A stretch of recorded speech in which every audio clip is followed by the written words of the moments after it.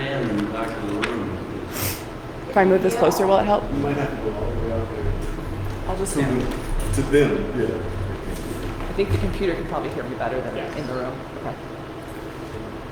Let's see here. Providing the most in-depth research on Blackdom to date, Dr. Nelson reframes the history, focusing on the economic and social ambitions of Black pioneers or Afro-frontierists. Through various art forms such as academic books, trade books, screenplays, painting, photography, and videography, Dr. Nelson is digitally applying his theory of colonization within the digital frontier. Texas Tech University is set to publish his first academic book in the spring of 2023, titled Blackdom, New Mexico, The Significance of the Afro-Frontier 1900 to 1930. Please join me in welcoming Dr. Nelson. Okay, so I'm gonna have to use my outside voice. Is this it? Okay, my outside voice. Okay. First, I'd like to thank the Archaeological Council for inviting me. Second, I'd like to thank Marissa for getting me here today. I wouldn't be here without her. And third, I want to thank Reggie Wiseman, who, anyone familiar with his passing? He has passed, and he was the first person to pick up the phone. And I was a graduate student. So you know what it's like when you're doing your research and it's the first person to pick up the phone. He set the energy for what you see here.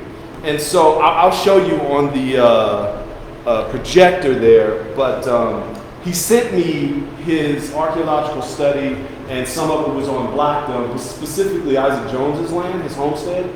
But what I want you to notice is there's this post-it here, and I'm going to put it up there and you can see it. And what it says is, "Phew, lost your address for a while." Because I had asked him for it, and then he forgot about me, and I called him, and he's like, "Oh, I'm sorry, and then I forgot your address." And then he finally sent it, and he sent 2 copies. Now, the only thing is, he also gave me instructions. And his instructions were to, when you get it, when you're done, take it to the UTEP library and have them, put it in the library. Well, I still have it. So, it's been, a decade. So I plan on still doing it. I still got fees there too, so I plan on paying them too. All right, and I'll show you this one. Let me see if I can get that up. It'll be over there. Let me see it. Will it come up? All right, there we go. Okay, see? Can you see it?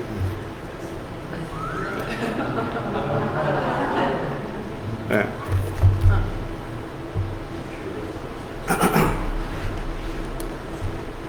So, Reggie and I, we geeked out over names like Maddie Moore, and Isaac Jones. He inspired me with his energy. So I can't thank him enough, because in the beginning I had a lot of thoughts about Blackdom, but he was able to anchor me in the region and the politics of the region, which is really important when I'm talking about homesteading. So for tonight, I am going to give you a spoiler alert. Blackdomites protected their success by dissipating as a town, as a physical town, but continuing to exist behind a corporate veil. Okay? Behind a corporate veil. This is the part that everyone misses, so that's why I'm pausing for effect. Reggie Weissman confirmed my hypothesis, and even more so, his energy and excitement gave me permission to commit to further development of the Afro-Frontier thesis, which brings me here to this public forum. Now, what credibility do I have, right, to teach you something new, right? I'm about to change your life. I'm about to change your life today, forever. But I just want you to know, I am a D student. Okay, and this is before ADHD, and since a D plus, so I put the D in ADD. Right? So that's the end of my dad jokes for tonight. But why am I talking about this? This is New Mexico State. This is 2000 spring, and I can tell you the whole story about that. Now, I also started off college at Compton Community College. Okay? And this is what you see if you're driving in a car and you're headed on Greenleaf and you're about to go out onto the street out of college. Well, you know, there is this sign, okay, in Compton. Is anyone familiar with Compton, California, where it is? Southern California, near Long Beach, near Torrance, 110, 91, 710, you know. This is outside that urban area. Why are there horses? Not even horses. They don't want you to ride your horse on their lawn at Compton College. How is that possible? Are there actual horses and people riding horses in Compton? Yes. The summer of 2020 began with racial violence similar to the assaults perpetuated during the summer of 1919, a period often referred to as Red Summer. Black people on horseback, born and raised in Compton, was a vivid show of anti-racist force. June 9, 2020, black cowboys and cowgirls from Compton graced the pages of the New York Times under the headline, Evoking History. Black cowboys take to the streets. For people who grew up in the Hub City, it was our reality. Now, the bigger picture in the blurry one part, that's Compton, 1920. Compton, 1920. Now, it looks like Roswell, 1920, actually. Okay? This is Main Street, Compton, 2020. Compton Cowboys. Now, I'm going to have you all do a little practical exercise as we go to keep you engaged so that I can make sure I change your life. Go ahead and take out your phones, put them on silent, and I'm going to slowly encourage you to use them in this particular lecture. This right here is what changes your life. This is my contribution to history and the field of history, the field of black history, borderland studies, Western history, blacks in the West. I can keep going on and on, but that's what I mean. I'm about to change your life because you remember the Roaring '20s? Great Gatsby, right? Harlem Renaissance. Did you know that that happened in Roswell? Well, this is what it looked like in Roswell. And this is just me giving you a glimpse, right? This is the last decade, and I'm going to tell you about that later, but I like to put this up front so that we don't miss out on it, because I could do this all day and we never even get to the 1920s, because I got to correct so much for the record. Okay, so the first thing is 1919. Whirlpool acreage. Now, we're not going to read this one, we're going to read a few of them, but if you can read really quickly, you can see that this is what's going on 1919, December 31st. This is entering the Roaring '20s. The Blackdom Oil Company, let's see. 1, 2, yes. Okay, so this one here, you can see it, this one. This is a letter to W.E.B. Du Bois. Still 1920. This is 1920, next year. Right here, Ruth Loomis Skeen. See, this is why if you have your phone out, if you could Google these people and then just put them on a tab, or if you still have pencils and pens, that works too. Ruth Loomis Skeen. She was a, quote, white woman in Artesia who wrote about Blackdom in 1920. Now, have you gone to Wikipedia yet? Go to Wikipedia and search for Blackdom. See, I'm gonna keep you engaged as we keep doing this, so you know that I'm changing your life. Not that you think I am, that you know I am. All right, are we at Wikipedia? Okay, not yet. It's okay, I got it on the screen if you don't. I got you. All right, so this is still 1920. Now, in the middle here is the official plat of Blackdom, 1920, June. And then over here, will drill at Blackdom, 1920, April, May.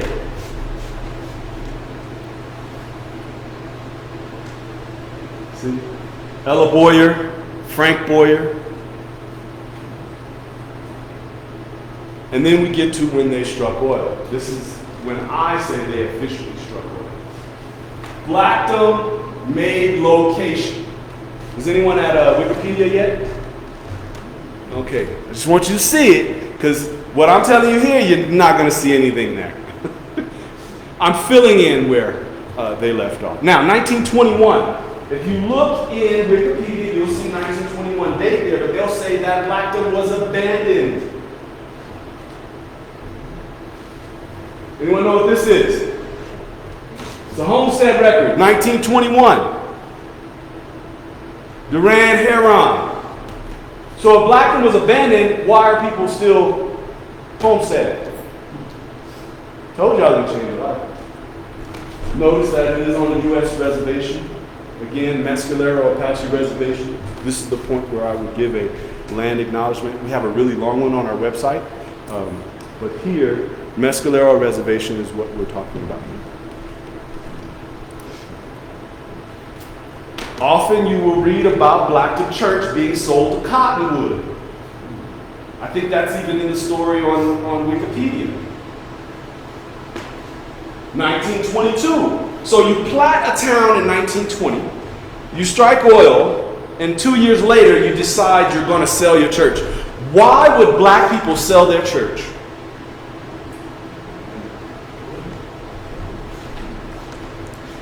Why do you think black people would sell their church?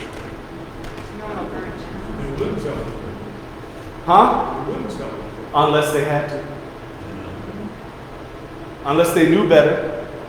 See, the Blackdomites, they understood the rise of the Ku Klux Klan, the invisible empire, because it started with, okay, that's part of the other part of the lecture, but Birth of a Nation, 1915, we'll get there.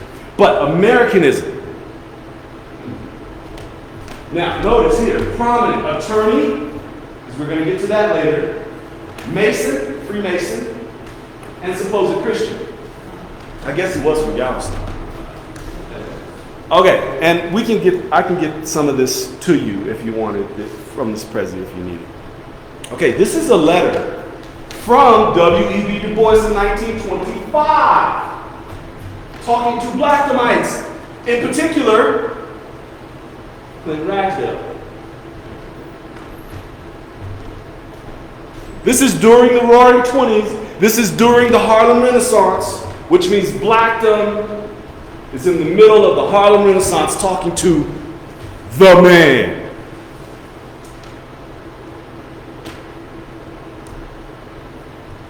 This right here is a quick claim deed to Crutcher Eubank from Ella Boyer and Frank. And we can look at these closer later. I'm just showing you these documents. Now, this one we're going to read. Because if you go to Wikipedia, I keep saying that because I want you to see it. In comparison, and I have the Wikipedia entry right here, so you have to work out. We'll go through that. But right here, we're going to read Henry Boyer, aged 103 years, died at the home of his son, Henry Boyer Jr., on South Kansas Street yesterday morning. And I know you all can read a lot faster than me, but I just want to point out that he died in Roswell. Now, if you go to Wikipedia, it'll say, oh, he never made it to the promised land, but Frank Boyer did, his son, supposedly. Here you'll see he's in Roswell, he dies, they show who survives him, and here's a key point right here.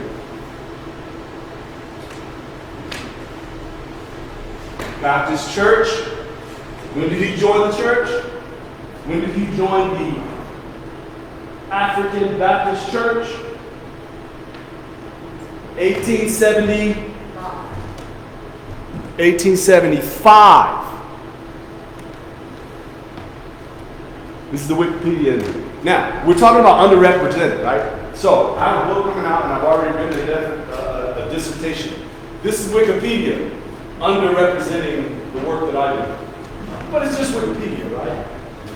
A lot more people, though, go to Wikipedia and they assume that this is correct. And you'll see that Reggie's information is here, PDF. That's basically the thing that I have there.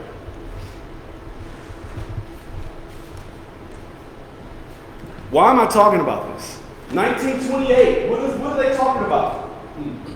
This is 1928. Is there anything in that Wikipedia entry about 1928?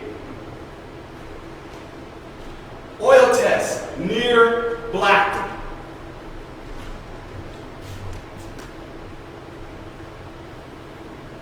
And many more. We haven't discussed her, but I just want you to know that she lasts throughout the second half of Blackdom. And as you can see, she was a bootlegger. So this is a black woman who's a gunslinger, bootlegger, madam, homesteader, probably a nurse, right? And this right here is 1930, an article of colored people in Roswell. Why are they in Roswell? Because Roswell and Blackdom were together. Roswell and Blackdom are a part of the same rhythm, except black people would go to Roswell, and that's where a lot of the business would be done, and then they would go back to Blackdom, circulate their capital. In theory, basically, they just stayed in Roswell and did their business in Roswell. Now, what does this have to do with Compton again? Why are we here? Lucky James, in this room, we probably didn't know that there were black cowboys in Compton, right? So Compton has done all of these popular culture things, and now they're partnering with jean companies and boot company area. Why? It's because of what we were talking about before. It's what I describe as the Afro-Frontier, and it's a part of the Afro-Frontier thesis. So that's me giving you the end of the lecture before I start. Here's where we start. Migrating from one Afro-Frontier space like Blackdom to occupy other places like Southern California and Harlem, Afro-Frontierists engage America's roaring 20s. Black cowboys continue to maintain a vibrant culture amongst themselves. A historical narrative sickness has concealed a brief period at the turn of the 20th century, when black people preserved their internal structures behind the Du Boisian veil of double consciousness and institutions. And when we talk about black people in New Mexico, we have to include the African diaspora, meaning we have to include a significant amount of time, because remember, Blackdom supposedly only lasted 30 years. Well, why is it significant? You're talking about a place where history itself began, right? 10,000 years. I mean, we're with the council right now. So 30 years? Does that even register? I mean, what the Afro-Frontier thesis does is places it within a larger continuum. And so that 30 years is actually starting in the 1700s. So, and we'll get to that in a minute. I'll show you the, so this is the basis for black migration that a lot of people do not quite catch, okay? Ethiopianism, we don't have to read all these words, but the idea here is Ethiopia, Ethiopianism, particularly in the 1700s and 1800s, and the 1900s as well. It's just in the 1900s it became more Africans for the Africans versus the conservative Pan-Africanism that happened in the 1800s and 1700s. So, was Blackdom rare? Was it some anomaly like most people think it is? The answer is no. And I can show you, these are just some dots. I can show you like literally hundreds of colonies, of freedom colonies just in Texas. But I wanted to go a little bit further, and this is, there's one in Durango, Mexico here in 1895. We're gonna skip past these and I'm gonna get to the one I want you to see. This one is in Guatemala. This is all around the same time. Now this one, when was Plessy v. Ferguson? Oh, come on now. Huh? There you go, 96, right? See, that's why you got the Google machines. The Google machine. What happened here? Black people, after they said you could be separate but equal, black people said, okay, I'm going to be separate and equal. So separate, I'm not even going to speak English. Negroes who speak only German. Where are they talking about? In Pennsylvania. Why Pennsylvania? Quaker. We can go on. You see the connection, right? El Paso, 1903, El Paso Herald. Thursday, September 10, 1903. Santa Fe News notes, okay? Anyone ever been to Picadilles? Yeah, okay. Grasshoppers have destroyed the crops of the Picadilles Indians, Negro town site chartered. This is out of El Paso. Now, I want you to understand that this ad comes up frequently, but notice where it is showing up. Right now, it's El Paso, right? A colony of Southern Negroes today incorporated the Blackdom Townsite Company with the capitalization of $100,000. What is that CPI if we did it today? Probably like $2 billion, but really it's like $3 million, three, something like that. It wasn't $3 million. I think this was looked at wrong. When you look at the actual document, it says $2 per 50,000.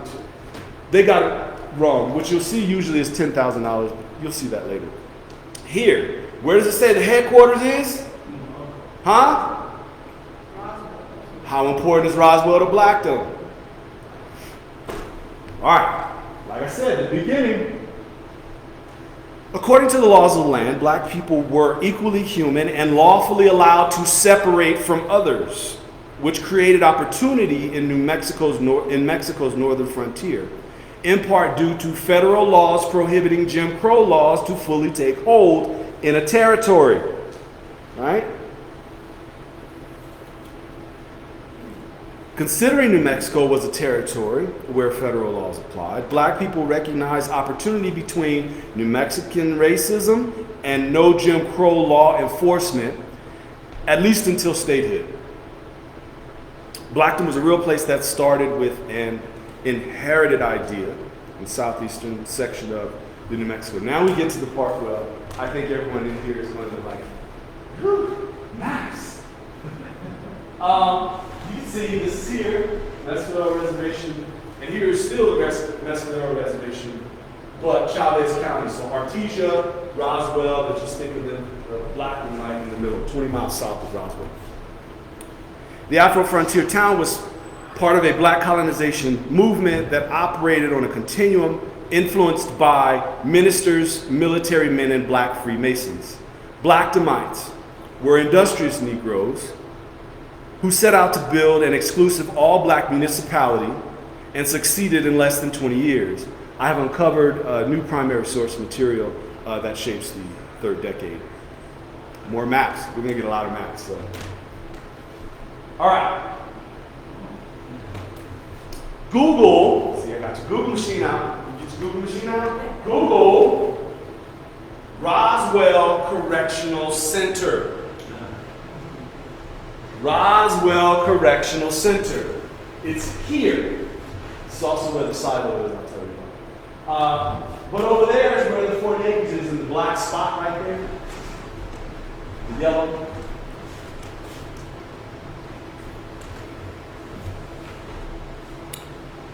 Orient yourself to the Blackdom, area by going to the correctional center.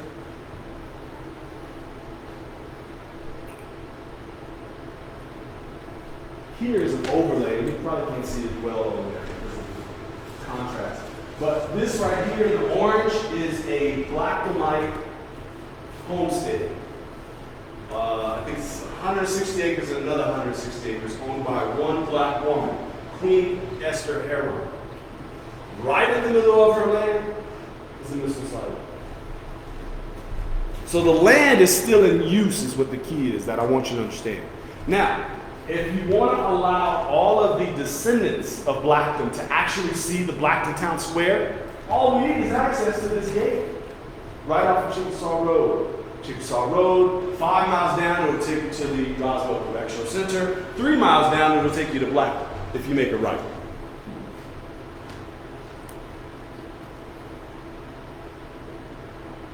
Blackdom was a real place that started with an inherited idea.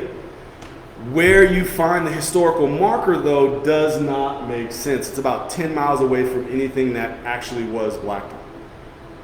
And this is what you see on the marker. You see the history there? When does it say it started? 1908?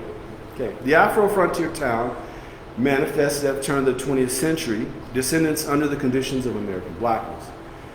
The idea of Blackdom developed throughout the 19th century. In the 20th century, although Blackdom existed as a town for a brief moment in the span of history, self-determination and how to achieve it were exemplified in the experiment. Most notably about this new narrative of Blackdom, agents such as Blackdom's 13 co-founders. 13 co-founders. It has replaced the old narrative of a singular Moses-like figure. Francis Frank Marion Boyer, for example, was understood as the only founder.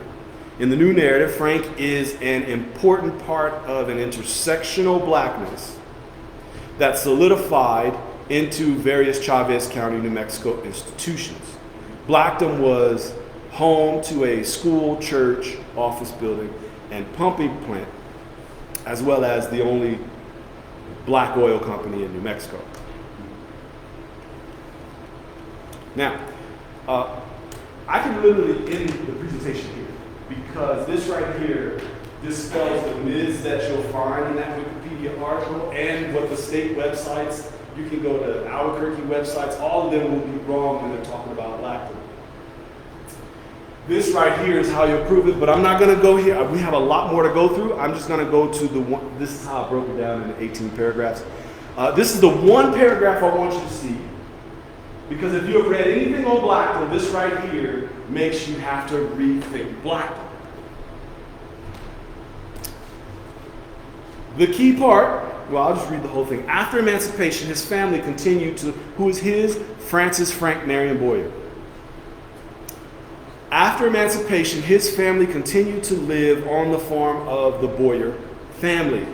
Their former owners, that's Elias Boyer, because if you look at the Henry Boyer obituary, it talks about him and being on the plantation. This is his son, right? And this is an article that has been written 2 years before Frank Boyer's passing.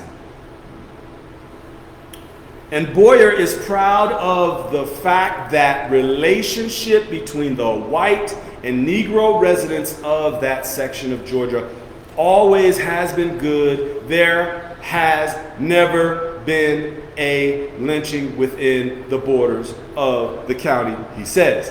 However, if you go anywhere else, it's going to say that Boyer was running away from Georgia because the Klan was after him and whatever fanciful story that has been made up. And this is what it looks like out there if you go to the marker. It's sad, just sad. During Blackdom's boom time, in December of 1919, Blackdom Oil Company shifted town business from a regenerative agricultural community to a more extractive model. The appearance of abandonment was deliberate. Why was it deliberate? I just showed you in the 1920s what was happening. They saw it coming in 1915. Mostly because of Pioneer Klan chapter number 15, circa 1924.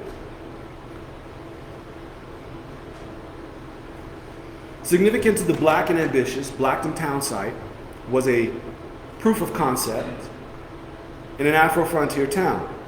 on how to deliver on the promise of God's sovereignty, going back to the notion of Ethiopia and Ethiopianism. Ministers, military men, and Freemasons. In 1900, black people totaled less than 200 in Chavez County, and most of them were represented at the beginning of the colonization scheme. In practice, Blackdomites pooled land to build a 10,000 person all-black district, Chocolate City. A black municipality, and contrary to popular narrative, Blackdomites succeeded in less than 20 years. At the core of their movement was the exploitation of indigenous land through the homestead process. From the state of Washington to South Carolina, Blackdomites advertised Afrotopia in over 100 different media outlets, including all those connected to the Associated Press. On September 9th, 1903, the Santa Fe New Mexican reported the incorporation of the Blackdom Townsite Company and its articles of incorporation with the names of 13 men and their intentions. 13 co-founders. Boyer couldn't do it by himself. Isaac Jones, this is Reggie did the archaeological study on Isaac Jones. Blackdom Townsite Company's first vice president began his homestead in April of 1903. He appears to be the first to do so. There are many actions that were taken by Blackdomites at the time, but Isaac Jones appears to be the most courageous of them all. In 1905, Isaac Jones became the first Blackdomite co-founder to complete his homestead. The basic time, was 3 to 10 years. And this is the part that, this is why I call the first 10 years the lost years, because you'll see this one question asked. Is your present claim within the limits of an incorporated town or selected site of a city or town or used in any way? And Isaac Jones says, no, sir. This is the part where Reggie had to clue me in to what's going on to the politics of Little Texas.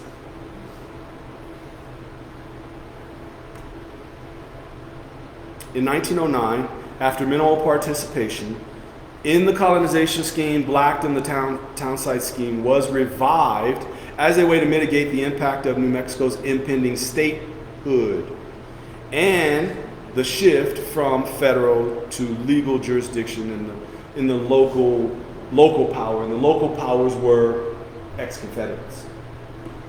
NMAC, if you don't know, was named after, I think it's Robert Goss, Colonel Robert Goss, who was a Confederate. Can you hear me? Okay. Now, Ella Boyer, the wife of Frank Boyer, who you may never hear of, but she also homesteaded with 10 kids. Ella Boyer was a member of the Negro Order of the Eastern Star. The Prince Hall Order of Eastern Star is a Masonic appended body affiliate with Prince Hall Freemasonry. Remember how I said ministers, military personnel, and Freemasons? That includes black women. Ella was kind of like whatever Beyonce and all the other people are doing. And this is just a collage of some of the places they went.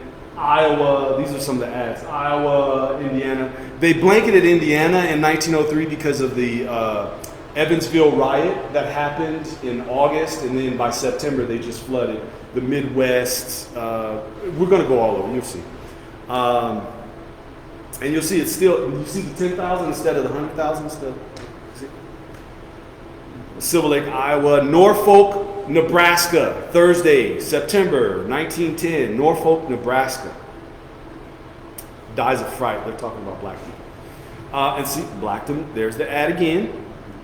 Beatrice, anyone been there, Nebraska? No? If you haven't been there, how is it that black people have been there? You been there? Yeah, I have family. Any black people there? So why are they sending this out to people? That's because they were black. All right, so Blackdom Town, that's the ad again, okay? This is Grand Island, Nebraska. Anyone? Anyone? Nope, nope. My mom, she was born Nah, you lying. Any black people there? I don't know. Okay. So the ads went out there too. Okay, let's see. Kearney? Anyone? Kearney, Nebraska? Wow. Okay. Trifecta. So as you can see, Blackdom was not some random thing. It was known early in its time. Early in its time. Blackdom's elite owned land, but owning land wasn't enough to realize their Afrotopic dreams. It's one thing to own land, but you get to own it in a whole different way when it's connected with ministers, military men, Freemasons, a church, a bank, a post office. Now all of a sudden you have sovereignty. Sovereignty. That's what we're talking about now. That's where Afro-frontierism takes off from the Exoduster narrative. In Chavez County, Blackdom was a small enclave of land-owning black people. Blackdomites needed a collective action to deliver on the promise of their intersection and ascension into Afrotopia. During Blackdom's revival after 1909, Blackdom included the significant striving of women as they began participating in the homestead process more fully. 1909 and the Enlargement Act is what sparked the revival. Still talking about land, right? This is Ella, Frank. At the bottom you see Daniel Keys, but you see that's all her kids. And she homesteaded as well. 10 kids. Joined the homestead class. Back to Nebraska, 1911. Nebraska State Journal. I don't know what city this is out of. It's a state journal, so it's the capital journal, maybe? 1911, June 6th. Now this is the part that may change your perspective on life. Okay? The Mount Zion Baptist Church, corner of 12th and F Street, has extended a call to the Reverend John H. May D.D. of Roswell, New Mexico. Reverend Mr. May. Reverend Mr. May is at present president of the what? So, New Mexico has a historically black college. I told you I was going to change your life. Wichita. Anyone Kansas? Anyone Kansas? Wichita, Kansas? No? October 19, 1912.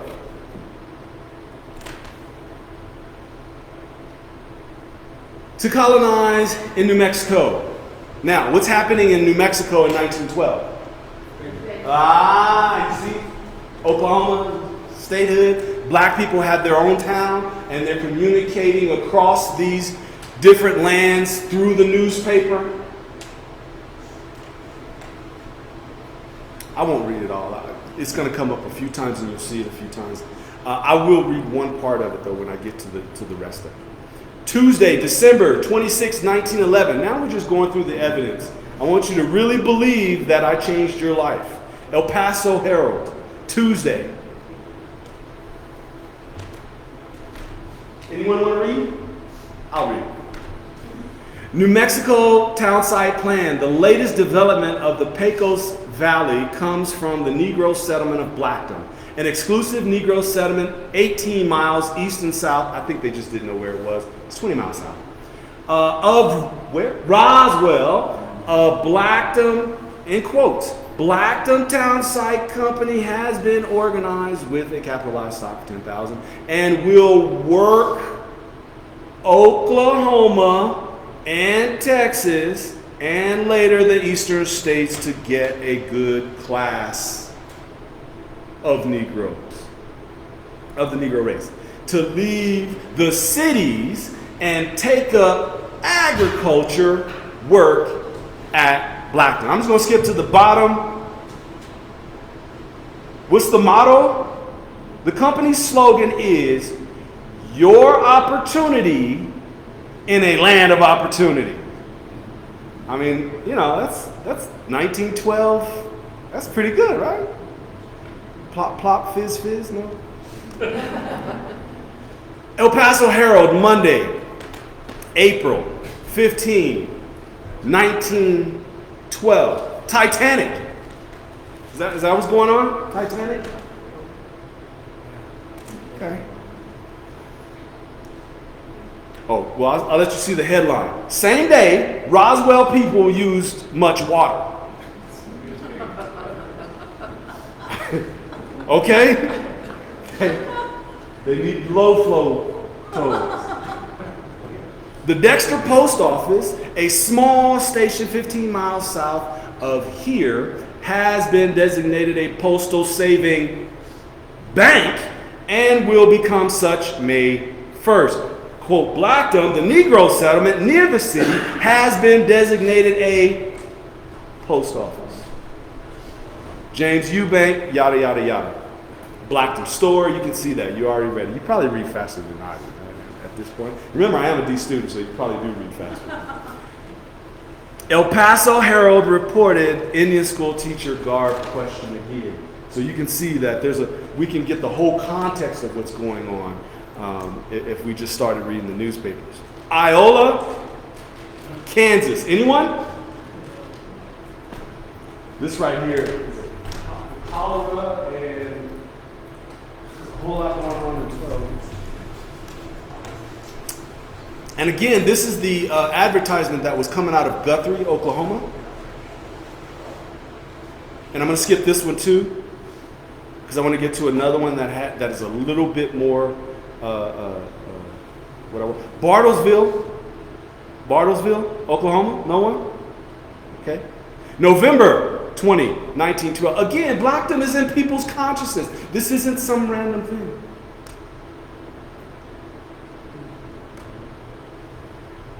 Now, we can read about the Guthrie ad, but I want you to go a little bit further. You see the highlighted portion? Underneath that, you have several thousand Negroes left Oklahoma early in 1911 to relocate in colonies in where? Canada.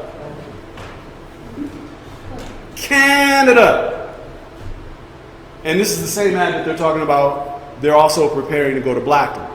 Why do you think they're leaving Oklahoma? We can imagine, right? Topeka Plain Dealer. It costs $1.50 per year. Does anyone know what that is in today's money? Somebody's like human calculator here. I know. They just about $45, right? Something like that. This is what they reported. Colored people have established the town called Blackdom in New Mexico near the line. What line do you think they're talking about?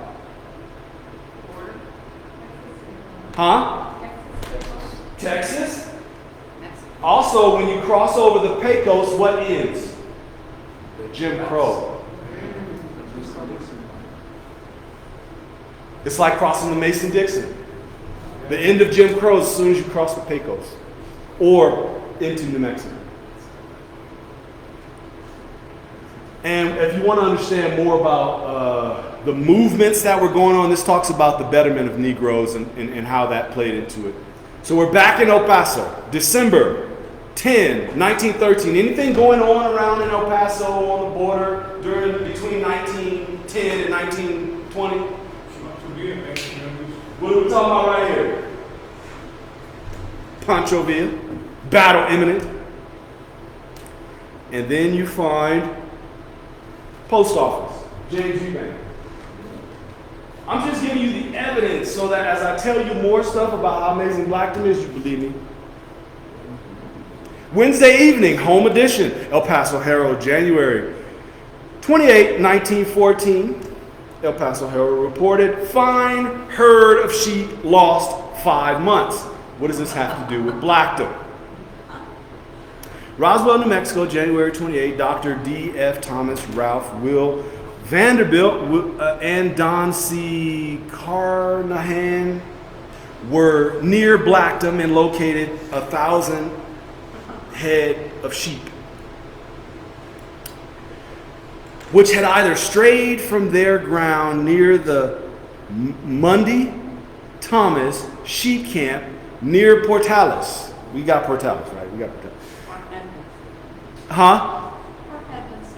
Yeah. Well, you skip it. I'm trying to go slow because through there has been a close lookout for them. No trace could be learned of their whereabouts. The other day, the herd strayed on a man's land near Blackdom.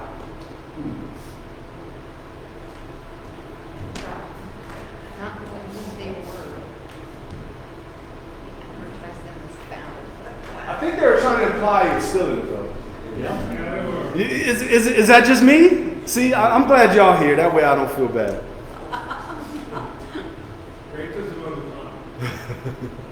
So this is the second decade in just a few aids. Well, this is a half. Now, notice this is Santa Fe, New Mexican papers, and then we get to the Crisis magazine. Who's the editor of the Crisis magazine? W.E.B. Du Bois. Harlem Renaissance. This is prior to the Harlem Renaissance. This is prior to Ruth Loomis King. Remember I gave you her name up first?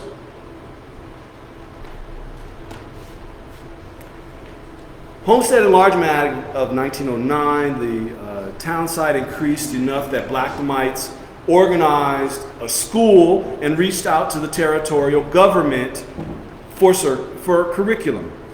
To understand the significance, think of the trajectory. Let's see. Here is I'm going to skip through these so I can get closer to 1920s before the time runs out. This is Blackdomites reaching out to the territorial government to get a curriculum. Now, does it look like they're hiding from white people? No, I'm just saying, because that is the trajectory when you hear about black migration and black settlement. It's always because of someone else, not their ambitions. This right here shows what I described between ministers, military men, and Freemasons. They studied. They taught their kids. They thought of this as a sovereign experience, them and God. So much so you can see this Thanksgiving right here. And again, I wish I could read all of these to you. These are all really great. But over here, Frank Boyer is the Toastmaster. I'll just describe it to you. He's the Toastmaster, and then you all have done Toastmasters before, right? You know, you go to this is the same thing, but Boyer's the head Toastmaster. And all of these people answered the toast, and you can see what they spoke about over here. You're talking about pumping and windmills, livestock, business opportunities. That's George Wilson. 1911, though, Blackdom's 40 acres was in limbo. I can give you the long version. The short version is the assigning process that comes with homesteading allowed Frank Boyer to be assignee for 2 other women and whose military spouses passed. So now you can have access to that land. And so that's what the 40 acres was about. But it kept getting rejected. From 1909 to 1914, it kept getting rejected. And this is one of the rejections in 1911. So even though they're celebrating and Thanksgiving that Blackdom is there, it's still in limbo. Most, we can go through why. And then, of course, statehood. And this is part of the crisis. This is the crisis cover in 1913. For the length of Blackdom's revival, Harold Coleman, a newspaper ads man from back east, and was a significant member of the Blackdomite community, led Blackdom's advertising campaign, including in the Crisis magazine, and he used all of the other black media as well, including the ones connected to Booker T. Washington. Separate and equal, Blackdomites projected intentional blackness and God's sovereignty. And you'll see here, notice here it says, farmers preferred. That was so that they could actually get something done. Farmers had a understanding that there was going to be a seed time and harvest. It wasn't a quick, fast, and in a hurry Harlem night. In revival, separate and equal, Blackdom became a real place and more than a refuge based on the laws of the land until the laws of the land began reflecting the whims of consciously white people. Blackdomites preferred farmers to city folk, and everyone in the community was required to adjust to the steep learning curve of dry farming. The agricultural society was a community set on living by God's divine law of sowing and reaping. Seed time and harvest time were different on desert prairies, but the ambitious frontier scheme was refined into a process with predictable outcomes for investors. And this is the when they finally got the 40 acres.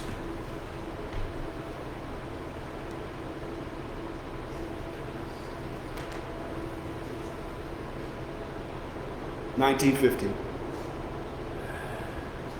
In February of 1915, the KKK began a second wave and bolstered the philosophy of whiteness, and it kind of spread like a virus throughout southeastern New Mexico. Southern New Mexico, actually. New Mexico became a state, and then by 1917, the KKK began colonizing through the legal system, through the county systems, in El Paso, they took over the school board by 1920, right? Like that, it was a takeover. But there were separate ways that black people dealt with it. This is one way. By going to white people in Artesia and saying, hey, this is our church and we'd like to come to your church visiting and we will sing.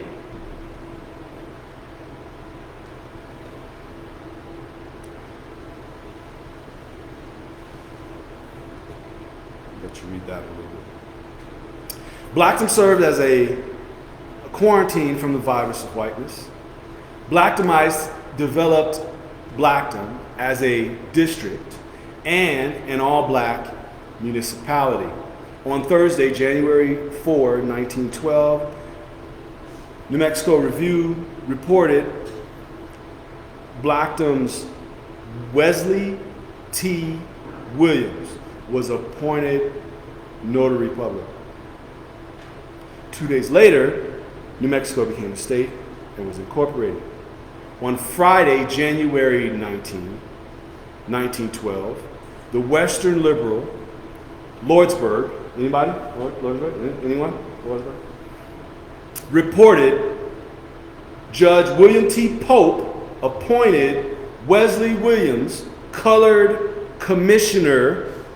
Does anyone know how important a commissioner is for a small municipality? Do you remember the commissioner in New Mexico who, like, they had to invoke a law from the 1800s in order to kick him out of office? You remember that? In New Mexico? You know what I'm talking about? Y'all know what I'm talking about? You know what I'm talking about? It was a commissioner. What's his name? There you go. So commissioners are pretty important to the point where you have to do all of that. They can actually say, but Blackdom had a commissioner. Does that describe the kind of district? It was actually a legal district.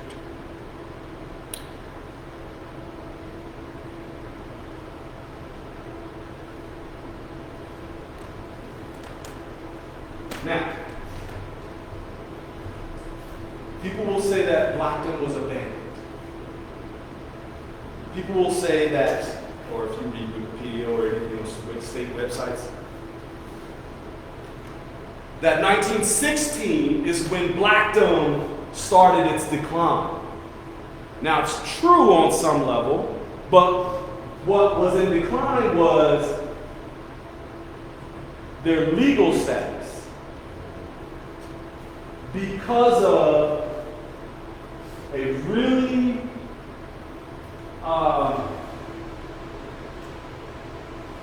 prominent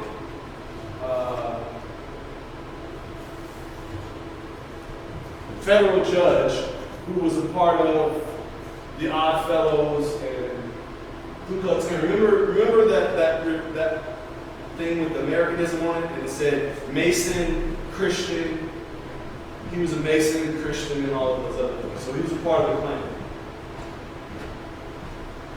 And on his deathbed, decided he was going to abolish the office of commissioner at Blackdom. That's where the decline begins, and I can tell you about that a little bit later. Y'all read it, right? Do I have to read it? August 11th, 1916, the Rio Grande Republic reported George Malone was admitted to the New Mexico bar and identified as the first Negro to do so, and he was from Blackdom.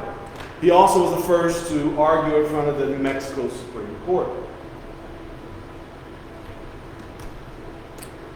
And this right here is also what's happening in 1916, and this is where I introduce you to Mittie Moore, and this is her Supreme Court case. So this madam, bootlegger, gunslinger, her case, it starts in 1914, it ends up in the New Mexico Supreme Court. Now why? She was a madam and it was about a prostitution situation. The question of sovereignty and who owns her body, who has jurisdiction over her body, became the question, and that's what was answered, to take away sovereignty from the people. We can talk about what it meant in that case later. I'm going to get you to 1920. Blackdom's revival backdrop included the Mexican Revolution raging in the borderlands as the U.S. entered into World War. Pushed to the forefront, black children were conscripted into military service. Blackdom between 1917, 1918, 1919 was nothing short of magic. People under the conditions of American blackness, patriotic to a separate but equal system, Blackdomites put the future of the small village on hold and shifted their activities 20 miles north into Roswell, where Mittie Moore was running her bawdy business. And there's only so many black people, so you know there was a side of these church folk looking at the whore in a certain way. So you have a divide even within the black community there. So this was Ella Boyer's vision, and it was put in the Crisis magazine, and it says right there, Blackdom was thriving.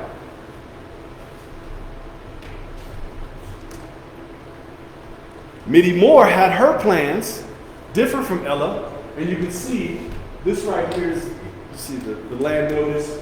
Notice the people here. Clinton Ragsdale is there. Remember the person I showed you that was talking to W.E. Du Bois?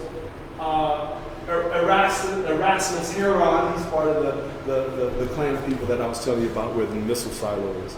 Anyway, Mittie Moore is now integrated with Blackdom in 1919. This is after her Supreme Court case. This is also after she was on trial for attempted murder of her fiance, but we'll get to that. So, when did Mittie homestead? Okay, from 1909, 1914, because Mittie, see Mittie with an I, is also Maddie, the person that Frank Boyer got the 40 acres from to be a signee for the original 40 acres. Maddie was Mittie, so she was Maddie in Blackdom and Mittie in Roswell, but then had to stop being anything else but Mittie after the Supreme Court case, because it's kind of hard to hide your face if you're after that. I'm going to skip to this. Okay. This is what Mittie was going through in April. Mittie Moore captured. This is a black woman in, quote, the Wild West. How vulnerable was she? In jail in Roswell. I mean, it was Roswell, Lincoln County. Anyone? Mittie Moore captured. See here? No joke either. I wish I could read all of these to you. But remember, there is a book, so you'll be able to read them Black bodies under the constant threat during the shift to Roswell, the image of black people was under assault across the nation with D.W. Griffith's Birth of a Nation. Black bodies were under constant threat. In the second wave of the Ku Klux Klan, the borderlands was in the midst of converting indigenous peoples and native peoples into whitish peoples. In the Roswell Daily Record, Roswellian leaders advertised the showing of Birth of a Nation and offered lectures on Americanism. This is about that time when it started. Meanwhile, on July 21st, 1917, the Roswell Daily Record reported Ezel Ragsdale. Remember Clinton Ragsdale? Ezel Ragsdale. All of these black people are in the news, they're in different spaces, so they existed. Blackdom was a real place. Now, maps. See, Ezel Ragsdale, that's 1917, right? That's his homestead record. This right here above George Washington, half square mile. Ezel Ragsdale's family still owns the land. That's 100 years of land ownership. Would you say that Blackdom is a success if their descendants are still owning the land 100%? This is the Roswell Correction Center. Ezel Ragsdale, what you'll see here is 1921 again. If you look in Wikipedia, what you'll find is that Blackdom was supposedly abandoned in 1921, even though Ezel Ragsdale came back from war and decided he was going to get a second homestead. Look, here's his first one. That's 21, and this is 17. So he came back and got another one. Why? Blackdom Oil Company. When? 1919. This is the correctional center. Here are a couple of the people who, this is the person who had the original land for the Roswell Correctional Center, if you wanted it. George Washington. Wednesday, August 8th, 1917. So you're talking about the same amount of time when Mimi was going through her stuff right before she was on trial for attempted murder. The women of Blackdom did their part on a few fronts. One of their major tasks was to diversify the black female image in Chavez County. The women of Blackdom hosted a few inter-ethnic bandage knitting parties, and I'll show you what they're talking about here. And I'll describe it to you. What happened was the military, remember I told you military ministers and Freemasons, Blackdomites were into the military, and so what you had was the black people and the white people, and anyone in between, as they for this situation, putting up a front on Main Street in the window and knitting. They could have knitted at home, but they wanted to do this together to show patriotism. The opposite of patriotism is Mittie Moore, because she became the antithesis of patriotism, particularly during the citizen soldier movement of the U.S. government, the propaganda for war.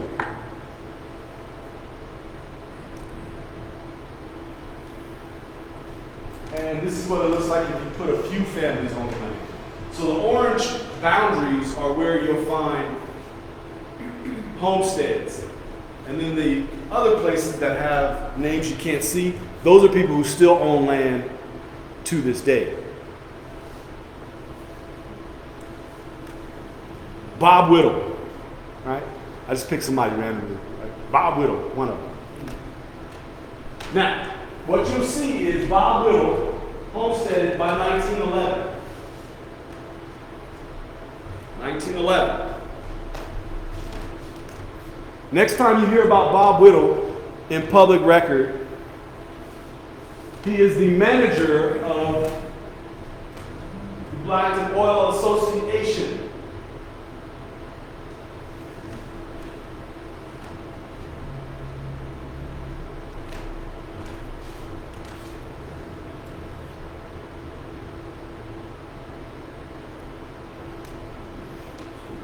November 1, 1917. Guilt not proven.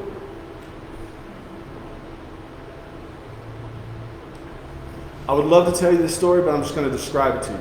Mittie Moore is sitting in her speakeasy, because you know she does her thing. Bootlegger, gunslinger, so on.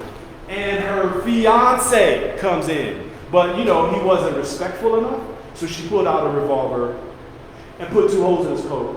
Didn't touch him. That's what I mean by she's a gunslinger. That's what this is. You'll see 2 holes, see the two shots fired.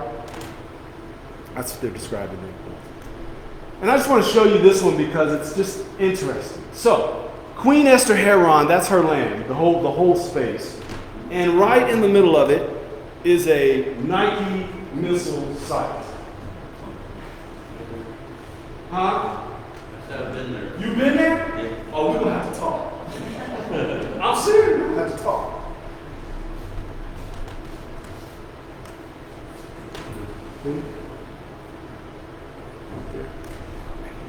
This is what it looks like out there. These are some of the streets. Roads paved.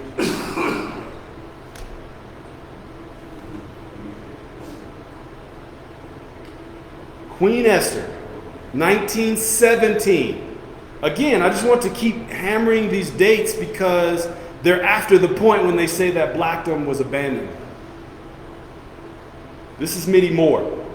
She keeps getting off is what the problem is. That's why she becomes infamous. Okay? So she's on trial for attempted murder, gets off. Then they get her again, and this time she's caught up now as Eubank. From the Eubank family. Crutcher Eubank was a preacher, and his family members hanging out with. You see what I'm saying? Come on, that's an interesting story where the preacher's kid, you know, the preacher's. Anyway, we'll go on. We'll move on. Huh? Yeah, where the dogs can't bite, right? Y'all read that? Where the dog can. We got her with it. They wasn't playing. They were mad. I'll tell you what happened to her. Okay, so you had different visions of what Blackdom should be, including from women. This is what you do not find in other stories of Blackdom, that women had their own striving with their own dreams in mind. Mittie was on the margins of Blackdom's society, and Blackdom women were in her periphery. Mittie stayed unaffiliated prior to 1919, even though she began a homestead in 1915. What happened was she needed people to,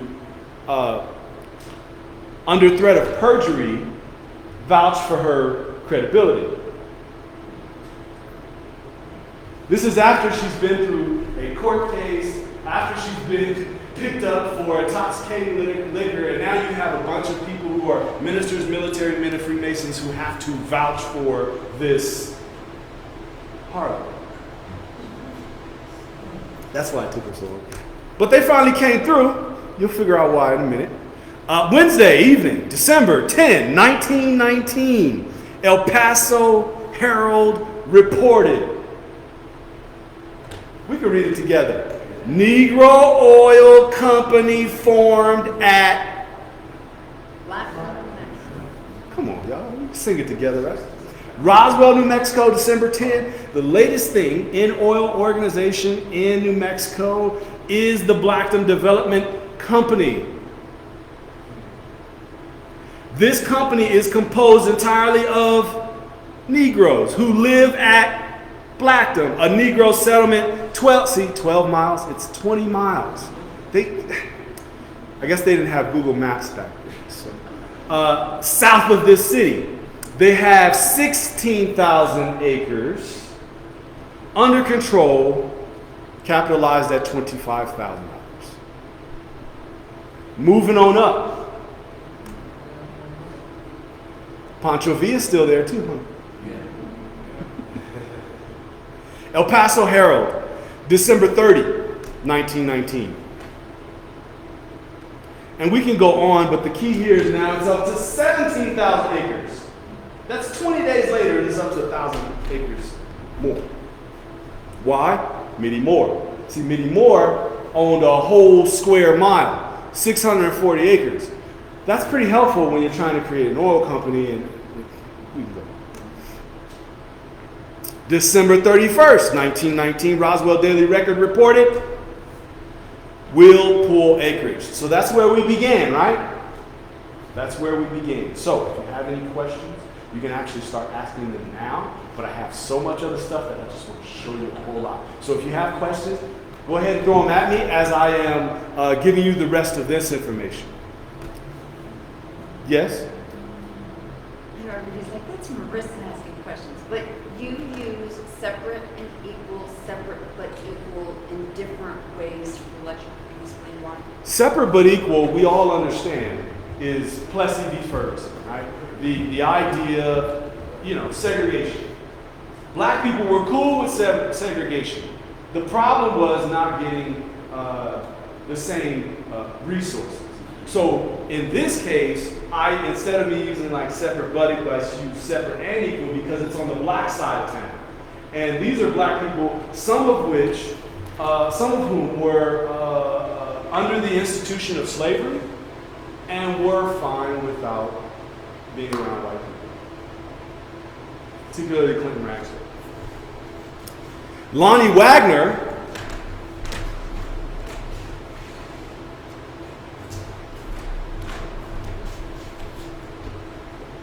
was a homesteader and a beneficiary of the Blackdom Oil Company. The Wagner family has since continued to own land in Blackdom.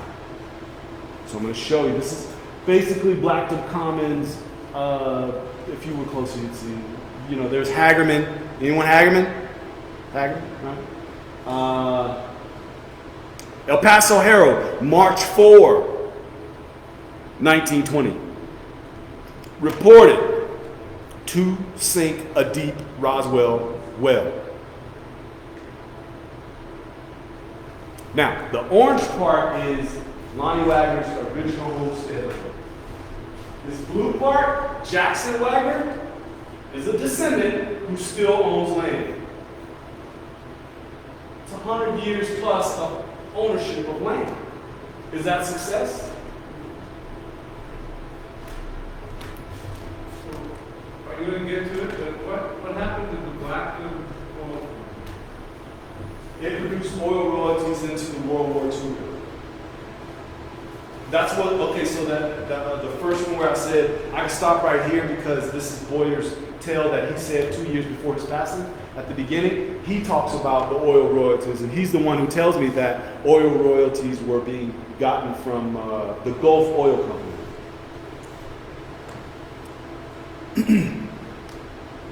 See Middy's land right here? See how water, and then more Huron land and more Huron land. Go ahead. So are you saying the Blackdom Oil Company got merged into some? Yes. And they So were still getting royalties? yes. So anyone familiar with how oil companies worked back then? It was a little bit different today. They really, a lot of times they could be really small and they could be bought up really quickly and go out of business and then come back into business. So when you see all those associations and different councils that I showed you in the ads, that's how they maintained selling more land to a new wildcat, right? Like it exchanged hands different times. Like, for example, if you look at what Boyer calls Blackdom Oil Company, he calls it Lincoln Oil Company. Well, why? Because Lincoln Oil Company, is anybody familiar with Lincoln Oil Company? It was a really large one in the area at the time. And they started buying up a whole lot of smaller producers. So yeah, did I answer your question? They were still paying basically rights to anyone that they were drilling. Yes. They used. They were still paying royalties and rights on this land. Yes.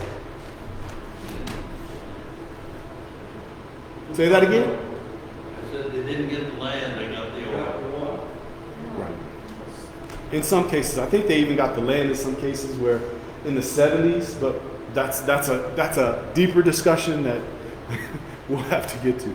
In the 1970s, the oil embargo, the oil crisis and all that, then they started going to places like this where there used to be oil to try to find it. So, yeah. Throughout the 1920s, Blackdom was a real place, and town business moved to Roswell after 1920. That's why it appears to be abandoned. But you'll see, like Reedy Heron, 1920, they're still homesteading. This is a part of a whole family who owned about 5 miles. See, you're a Heron. This is actually a picture. Velma Heron. This is all at the turn of the roaring 20s. Now, I'm going to show you. There are people who still live out there. Okay? You see the house? You see it up there? Can you see it? With the white? Still live out there. So it's inhabitable. That's what it looks like out there. And I'm just going to skip through a lot of these. This is just what the land records look like. I'm not going to bother you with them except for, you see that's the Prophet family. Prophet family. Prophet family. I just want you to see that there's a whole lot of families out there, and that's just one family. I showed you 2 families, the Heron family, and then you have the Boyer family, and then you have the Ragsdale family. That's just 4, and I can't even get through all of the homesteads that, that we need to. Now, I just like showing this off because this is the city of Roswell, and this is their police judge docket on Minnie Moore. It was very long. Like if you look at these, okay, they have these books. They're about, I don't know, about 3 feet, like that big. And she was the only person in there where every line on this 3-foot book was written on because she just kept going for appeals and appeals and appeals. And the reason why she went to the Supreme Court is because she said, well, you're not going to judge me. It was the peace officer trying to do it. He said, and she said, you're violating the contempt of the sovereign. What does that mean? I mean, it goes back to this, medieval time where the sovereign literally is like the land. Anyway, but she thought she was that in New Mexico. And the reason why this case was important is because you had black lawyers who were trying to test the limits of how much power did the state have over the black body. So that's why I really like talking about Mitty, because she brings up the notion of who has control over your body in that early. So, and that's where her land is. This is what I believe her house is, still in Roswell, sitting in. Like if you go, this right here says Mitty. Now it may not be her house, but it sits where her empire, where she ran it from. And again, this is that same thing where you see the people who vouch for her character.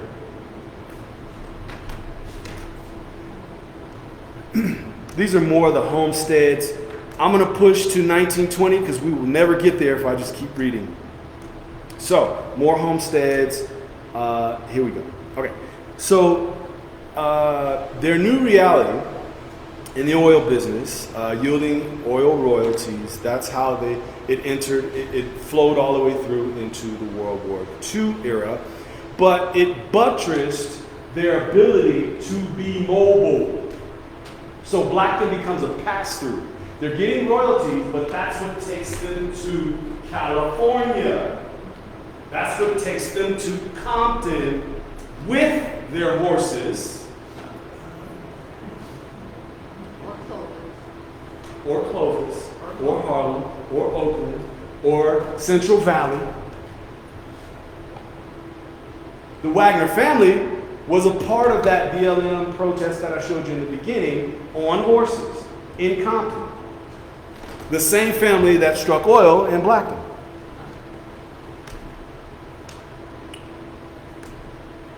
And this is a repeated content. Okay, so I'm just going to show you the ads. We're actually done. This is Boom Times. I can show you what it looked like from Texas, Oklahoma to Kansas. Interdiction. This is, again, announcing Blackdom Oil. Wichita Beacon. To drill mini tests. This talks about Blackdom. Petroleum Journal, Wichita, Kansas. 17,000 acres.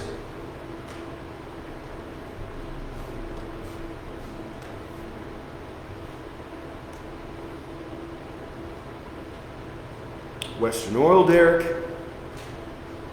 Still, let's see. Oh, I was going to talk about Sonora, Mexico.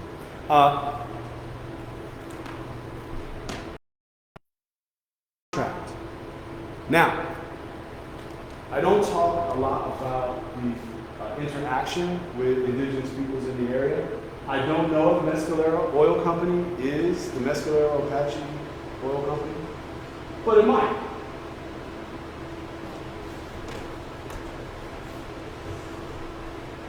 Blackdom was a real place and a proof of concept for black people, separate and equal.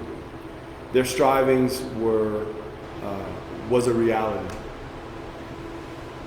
became reality.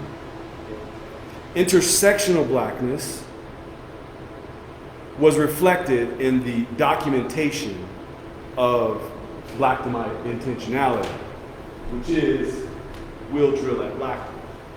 So its abandonment was really because of their success.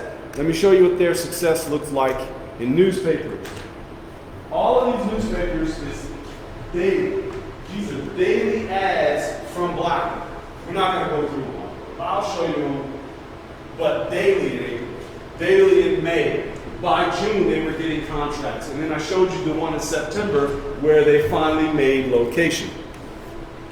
And I'm going to skip, let's see. Here's one we can look at. Contract 4D test at Blackdom. Questions, comments, concerns, ideas? Huh? How many families have you been into documents not including relatives? How many you find? Right now on Facebook, I have each family name and their descendants in groups. So for example, the Boyer group on Facebook is about 120. 93. 93. The Wagner family is about 30. The Klepper family, which is a part of, it's an offshoot of the Boyer family, is another 100. So these families I'm gathering in Facebook groups, and they are starting to engage this new material about Blackdom and look at homestead records, because homesteads, they can't be taken for any reason. For any reason. So if there's still rights out there, they probably are looking into getting those rights. That's the end of my presentation. I could just keep going if y'all want to see more of Blackdom, but the key is to understand. Like, Who's most of the land now? Is it BLM? Is it other federal agencies? What is it? private owners. There are billionaires out there. There's one billionaire who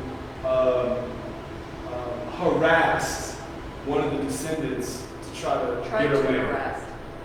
Well, he tried to harass, but she wasn't happy. That's the other part. She was like 80 something, and she was telling me about his harassment. What's his name? Emerelli or something like that? Something like that. Anyway, billionaire, there are a few billionaires out there because of the oil, because of, I guess, this too.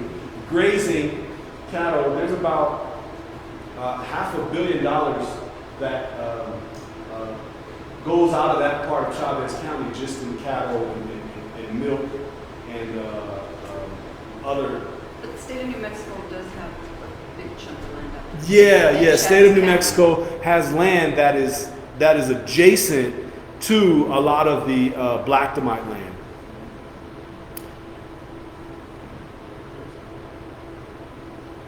Any other questions? Yeah, I'd like you to describe to me, because I don't know anything about this Jim Crow line in New Mexico. If you describe it being at the Pecos River, one side was Jim Crow, one side was not Jim Crow. Who set the line? How long was it established? How far north did it go? Can you describe the boundaries of it and how it worked? Or is it just people's mind? You cross that line and you've got trouble or you don't have trouble. If you made it into New Mexico, technically Jim Crow wasn't allowed, and there was no way for them to enforce it like they would, like put it on the books. Well, to put it on the books, it can be challenged if you go to the state, right? Because it's local versus state versus federal. So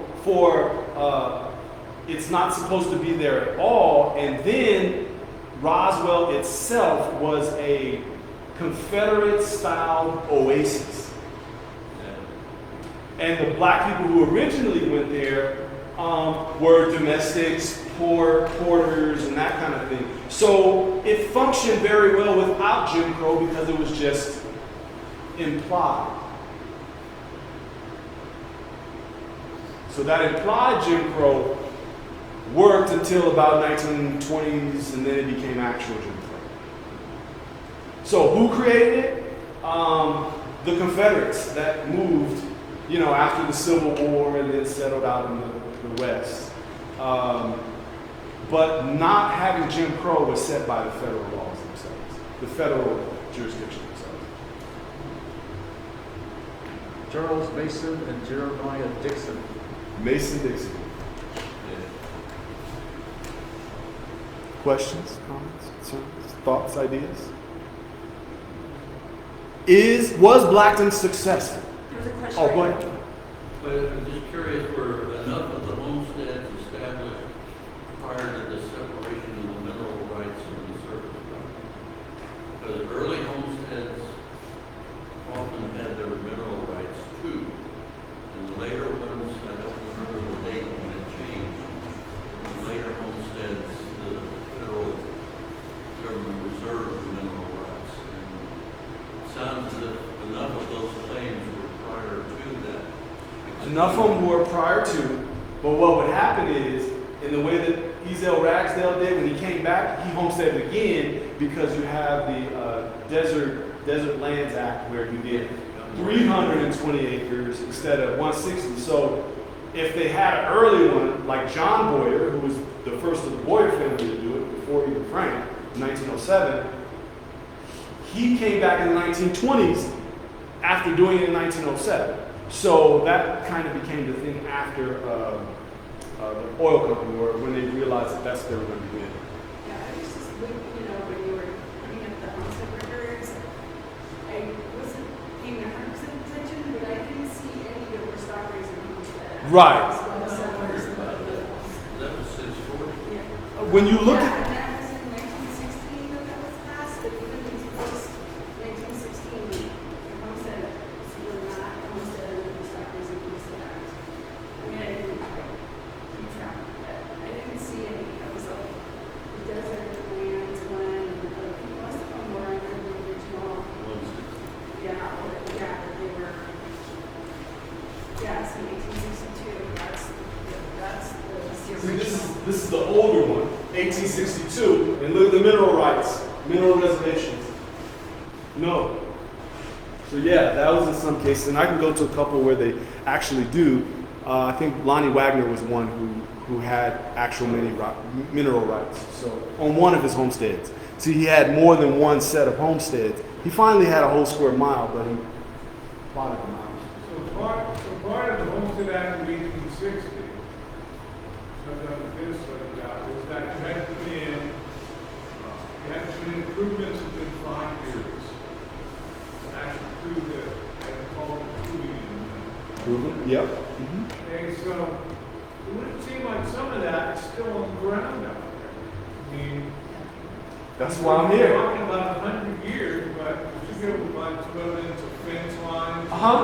That's why I'm here. I'm hoping I can get some help from y'all. Yeah, exactly. So have you looked at the aerials from that area from the mid-30s? I have not. Oh, Looked at the aerials from 1930s? Yeah. I have not.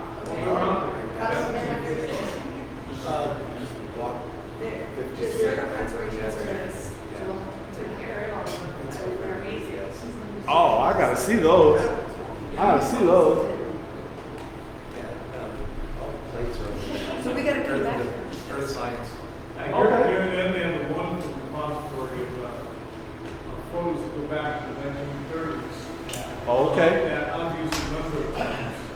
Okay, I will definitely find those photos. Right, that. Please sign up for the newsletter and stay in contact with us. We have resources, information. Oh, the website. I can show you. So this is the website, blackdomthesis.com. Blackdomthesis.com. I'll show you the cover.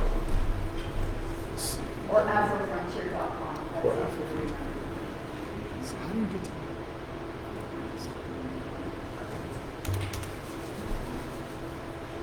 This is what it looks like at the front. There's our land acknowledgement.